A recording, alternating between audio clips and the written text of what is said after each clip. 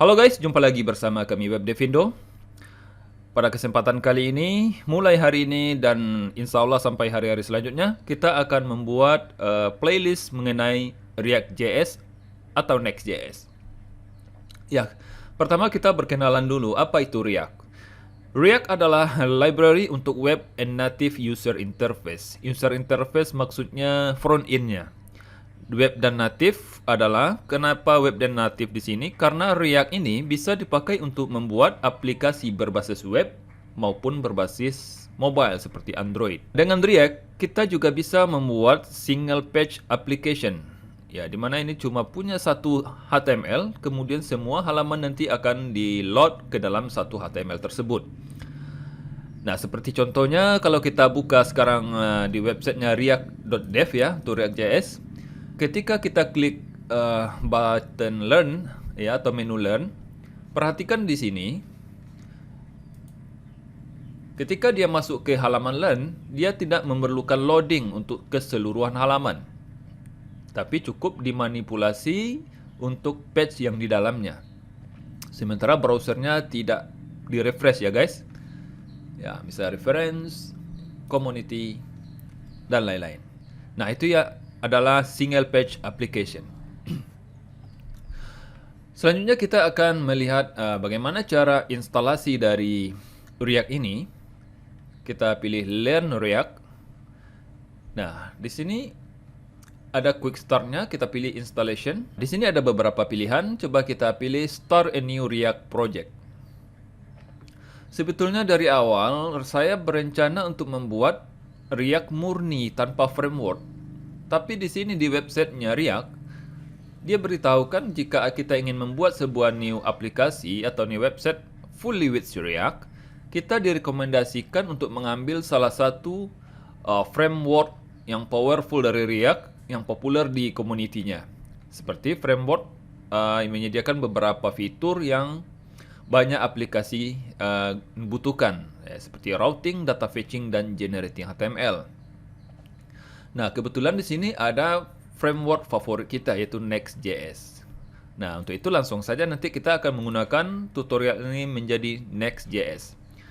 Nah, sebelum kita memulai instalasi dari Next.js ini, pastikan dulu di komputer kita masing-masing sudah terinstall Node.js. Ya, caranya kalau coba kita buka dulu ya Node.js. Nah, ini dia. Nah, bagi komputernya yang belum terinstall Node.js, silakan di-download dulu di sini ya, yang recommended for most users ini supaya nggak banyak masalah nanti. Ya, untuk memastikannya gimana kalau komputer kita sudah terinstall Node.js atau belum? Di sini kita pilih cmd ya untuk membuka command prompt. Lalu diketikkan node strip version, lalu enter. Nah, di sini kalau sudah muncul versinya, berarti di komputer Anda sudah terinstall Node.js. Tapi kalau ini menghasilkan error, berarti belum terinstall Node.js. Untuk itu, silakan di-download dulu Node.js-nya, kemudian diinstal. Oke.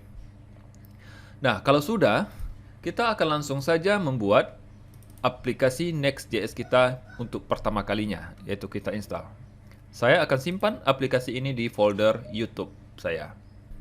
Oke guys, saya akan install aplikasi Next.js ini di dalam folder tutor Next.js. Ya, mungkin teman-teman bisa buka dulu foldernya. Kemudian langsung saja di sini kita pilih cmd. Ketikkan cmd di atas. Nah, kalau kita ketikkan cmd di address bar ini, maka akan langsung diarahkan lokasinya ke folder yang sedang dibuka ini. Oke, untuk menginstal kita ketikkan npx create next app, lalu kita masukkan nama aplikasinya. Di sini saya buat WebDevindo. Ya. Kemudian enter. Nah, di sini akan diberitahukan untuk need to install the following package, create next app. Ya, ini akan diinstalkan versi 13.4.5 ya. Oke, kita ketikkan Y untuk memproses. Apakah kita akan menggunakan TypeScript? Tidak. Ya, no. Apakah menggunakan Sline? Yes. Apakah akan menggunakan Tailwind? Nah, di sini untuk memudahkan kita dalam men-styling, kita akan menggunakan Tailwind. Yes, ya. Apakah akan menggunakan source directory? Sepertinya ini artinya nanti akan disimpan dalam folder source ya aplikasi kita src. Ya, enggak apa-apa, kita yes. Use app router? Ya, router ya kita perlu. Import alias tidak perlu. Nah, ini dependensi yang perlu diinstal yaitu React, React DOM, Next, Tailwind CSS, Post CSS, Auto Prefixer, ya, Sline config, Next. Nah, ini akan memerlukan waktu yang berbeda-beda untuk setiap koneksi internet kita ya guys. Jadi itu tergantung kecepatan dari internet kalian. Nah, kalau sudah selesai guys, kita masuk ke sini ya, ke dalam folder tadi. Kita akan mendapatkan sebuah folder dengan nama project kita. Lalu kita buka projectnya. Kemudian kita buka ke dalam Visual Studio Code, ya, Open with Code. Ya.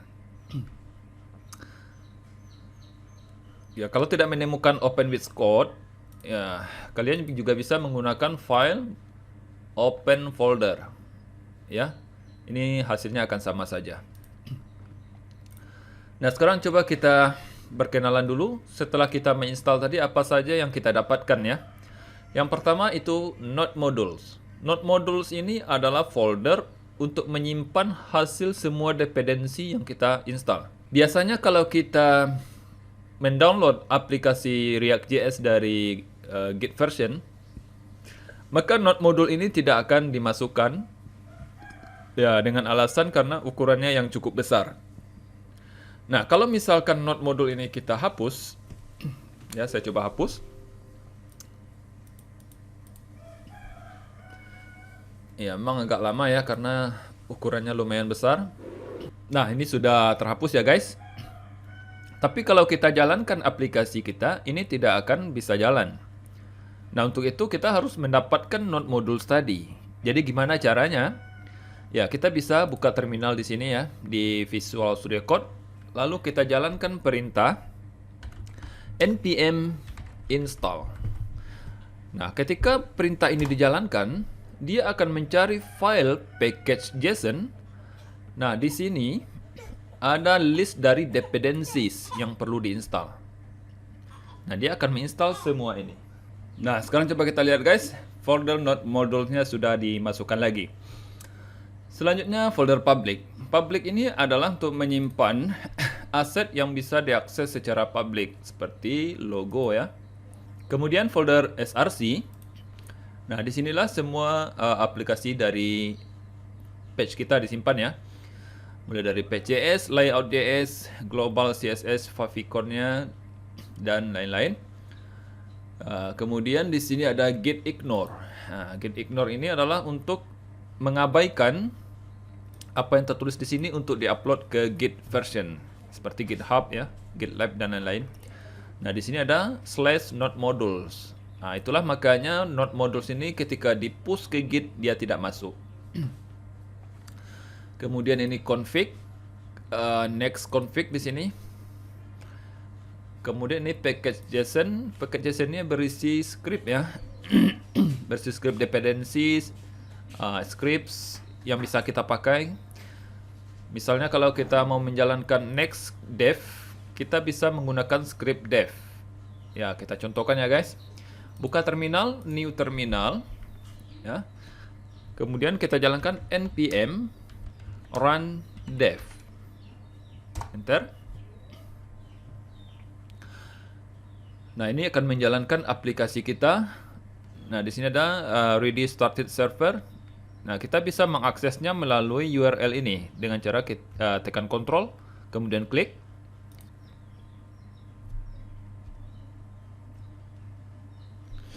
Ya, kita tunggu sebentar. Oh, katanya ada error nih. Diulang lagi. Dia gagal mendownload font Inter dari Google Font.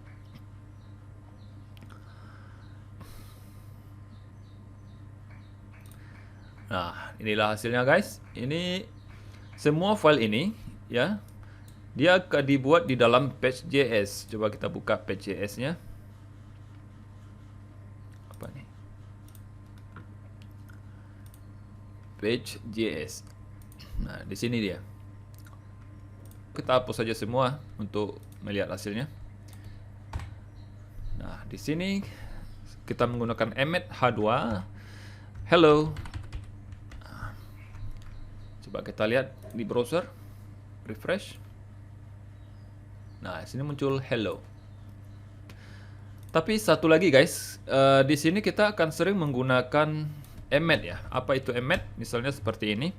Kita ketikkan kelas app misalnya, maka ketika ditekan tab dia akan muncul sebuah kelas name.